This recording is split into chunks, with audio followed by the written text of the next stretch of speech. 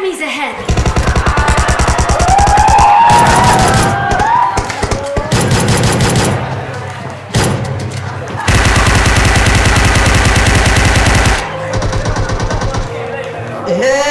Kek pun silo, silpi tolong nak lah. Kunci ke sil doang, tapi kek sil siap ya. Kau tak ni, phone juga nak buat kui maya.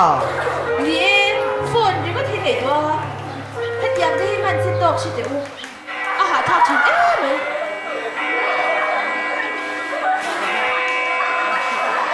Tu dah ni tu ni. Ikut tu ni macam siapa tu? Ni mama, ini kau punya ni long ni. Kau kan pay lo beo. Kau kan kan siam le don mi. Ni, kau siap le put maya.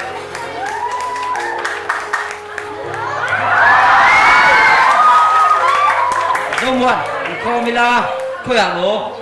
Sini ring kau punya, zai po latih kan betul deng cu, ini dah lo view mi. Ada tu cuin dah tu deh.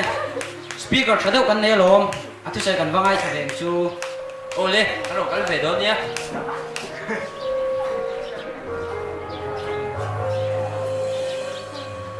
Sẵn sàng,喂，我放你，今天这个是真的热气了，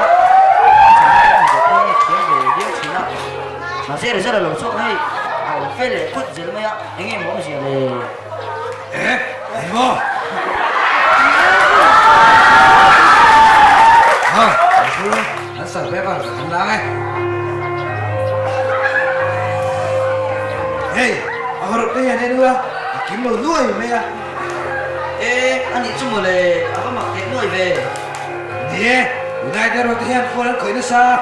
Ini nak keng, ini nak tuh pani. Ini tuh han, ini tuh sih sah. Anh đi chungเลยanh đâu xin hậu đơn nha. Nuôi để hồ phát mấy tiếng.